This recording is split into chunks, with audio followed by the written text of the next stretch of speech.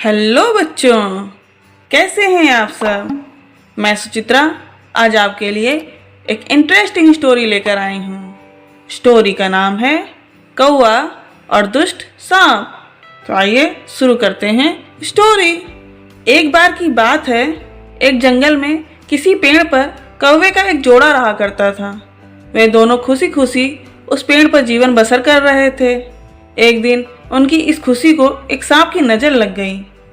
जिस पेड़ पर कौवे का घोंसला था, उसी पेड़ के नीचे बने बिल में सांप रहने लगा था। जब भी कौवे का जोड़ा दाना चुगने के लिए जाता, सांप उसके अंडों को खा जाता था और जब वे वापस आते तो उन्हें घोंसला खाली मिलता था। लेकिन उन्हें पता नहीं चल पा रहा था कि अंडे कौन ले जाता है। इस प्रकार से कई दिन निकल गए।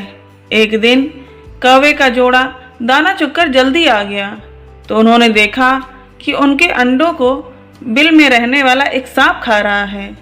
इसके बाद उन्होंने पेड़ पर किसी ऊंचे स्थान पर छुपकर अपना घोंसला बना लिया।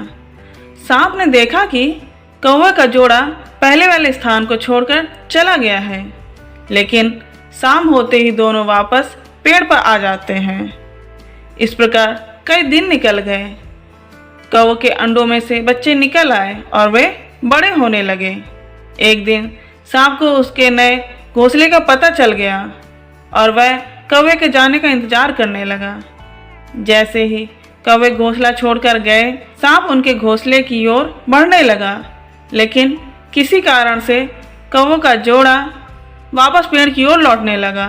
उन्होंने दूर से ही सांप को उनके घोंसले की ओर जाता देख लिया और जल्दी से वे वहां पहुंचकर अपने बच्चों को पेड़ की ओट में छुपा दिया।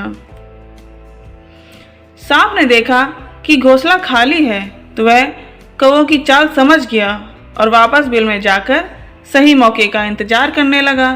कौवा अपनी समस्या से बहुत परेशान था। वह अपनी समस्या लेकर एक लोमड़ी के पास गया।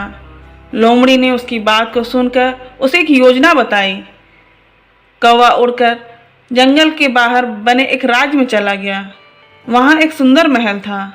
महल में राजकुमारी अपनी सहेलियों के साथ स्नान कर रही थी। उनके कपड़े और गहने वहीं पास में ही रखे हुए थे। कौवा राजकुमारी के मोतियों का हार लेकर उड़ गया। सभी ने शोर मचाया तो पहरेदार हार लेने के लिए कौवे का पीछा करने लगे। कौवे ने जंगल में पहुंचकर हार को सांप के बिल में डाल दिया, जिसे पीछा कर रहे सैनिकों ने देख लिया। जैसे ही सैनिकों ने हार निकालने के लिए बिल में हाथ डाला तो सांप फुंकारता हुआ बाहर निकल आया। सांप को देखकर सैनिकों ने तलवार से उस पर हमला कर दिया, जिससे सांप घायल हो गया और अपनी जान बचाकर वहां से भाग गया। सांप के जाने के बाद कौवा अपने परिवार के साथ खुशी खुशी रहने लगा। तो बच्चों, इस कहानी से हमें यह सीख मिलती है कि कभी भी निर्बल का फ़ायदा नहीं उठाना चाहिए।